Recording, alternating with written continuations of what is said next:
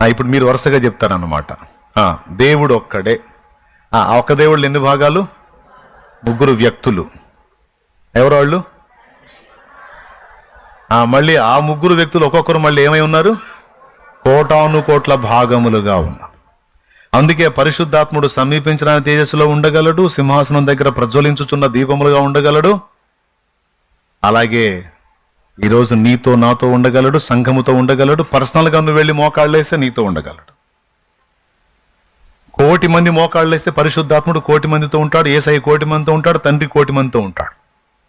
ఒక్కడే కోటి మందితో అంటే మనకంటే కుదరదు, దేవుడికి కూడా కుదరదా?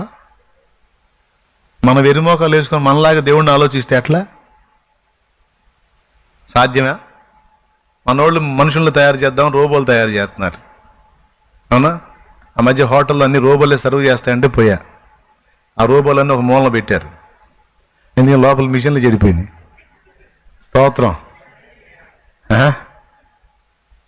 మట్టి బొమ్మను చేసి నాసికారంధ్రాల్లో జీవవాయువును ఊది ఇంత చక్కని ఆకృతిగా మానవుణ్ణి నిర్మించాడు ఆయన.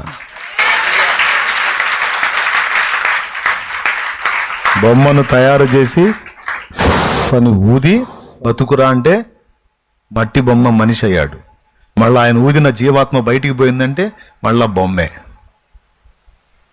ఇక నువ్వు పిలిచిందా లేదు, పుల్లయ్య వచ్చాడు చూడ, అమ్మా అయ్యా అమ్మా లే అంటే లేవరు. పొరపాటున నువ్వు ఎంతసేపు అడిగామని లేచినా నువ్వు ఆడుండవు. దేవునికి స్తోత్రం కలుగును కాక. హల్లెలూయా. తుపాకీ కూడా దొరకవు, మనుషులు తొక్కుంటా పరిగెత్తుతావు. కొంతమంది ఏం చేద్దాం వాళ్ళ బాధ, వాళ్ళ పక్కన కూర్చొని అయ్యా అదిగోయ్యా సుబ్బారావు చల్లేయ్యా, వెంకట్రావు చల్లేయ్యా, ఏది నీ గోళం లేచాడు అనుకో. ఊపిరి ఊదక ముందు మట్టి బొమ్మ, ఊపిరి ఊదినాక మనిషి, ఆ ఊపిరి తిరిగి తీసుకున్న తర్వాత మట్టి బొమ్మ. అబ్బా బొమ్మను ఆడిస్తున్నాడు చూసావా? మరి నీకు నాకు చేత దాడిచ్చు. మరి మళ్ళీ ఈ బొమ్మ నుంచి ఎన్ని బొమ్మలు ఉత్పత్తి అయినాయి? ఆదిలో చేసిన ఆ 2 బొమ్మలే.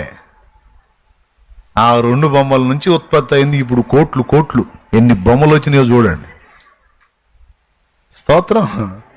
మరి రోబోని చేస్తారు, ఇంకో రోబోని కనమని ఒక రోబోని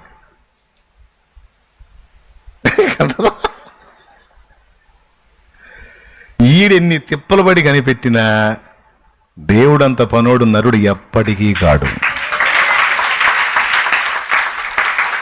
కాబట్టి ఎప్పుడైనా మనిషి తనలాగా దేవుణ్ణి ఊహించకూడదు, ఆలోచించకూడదు.